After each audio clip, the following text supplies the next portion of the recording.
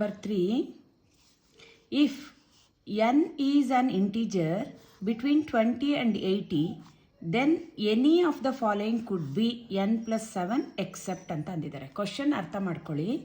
If n is an integer, n ಅನ್ನೋ ನಂಬರು integer ಯಾವುದು ಬಿಟ್ವೀನ್ 20 ಆ್ಯಂಡ್ 80, ಈ n ಎಲ್ಲಿದೆ ಬಿಟ್ವೀನ್ 20 ಆ್ಯಂಡ್ 80 ಇದೆ.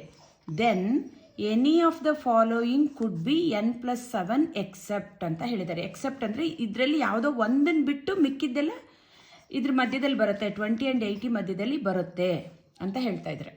ಈಗ ಬಿಟ್ವೀನ್ 20 ಆ್ಯಂಡ್ 80 ಅಂದರೆ 47 ಹೌದು ಬರ್ಬೋದು, 58 ಬರ್ಬೋದು. ಈಗ ನಮಗೆ ಇದೆರಡಿದೆ, 84 ಆ್ಯಂಡ್ 88ಅಲ್ಲಿ ನಾವು ಚೆಕ್ ಮಾಡಬೇಕಾಗಿದೆ. So n plus 7 is equal to 84 ಅಂತ ಇಟ್ಕೊಂಡ್ರೆ n is equal to 84 minus 7 equal to 77.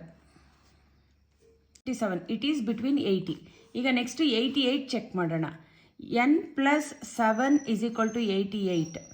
n is equal to 88 minus 7 is n is equal to 81 ಆಗುತ್ತೆ.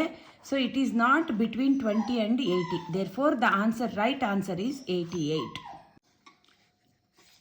Question number 4.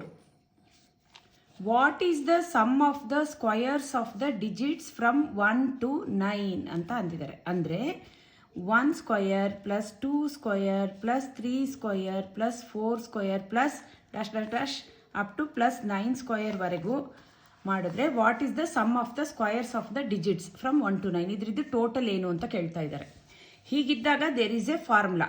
1 square plus 2 square plus 3 square plus 4 square plus dash dash dash plus n square ಅಂತ ಇದ್ದರೆ ಇದಕ್ಕೆ ಒಂದು formula ಇದೆ. ಅದೇನು 1/6 into n plus 1 into 2n plus 1. ಇದು formula, ಇದನ್ನು ನೆನ್ಪಿಟ್ಕೊಳ್ಳಿ. ಅಥವಾ ಇದನ್ನು ಹೀಗೂ ಬರಿಬೋದು, n into n plus 1 into 2n plus 1 whole divided by 6 ಹೀಗೂ ಬರಿಬೋದು. ಇದರಲ್ಲಿ ಯಾವುದಾದ್ರೂ ಒಂದನ್ನು ನೆನ್ಪಿಟ್ಕೊಳ್ಳಿ. ಈಗ n ಏನಿಲ್ಲಿ 9.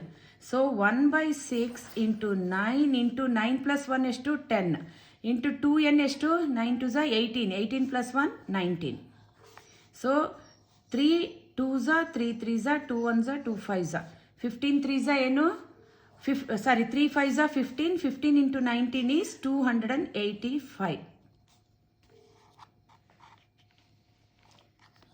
285.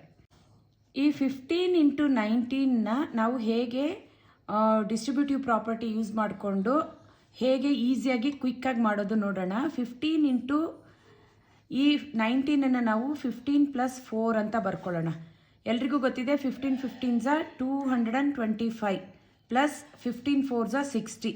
So 225 plus 60 is 285.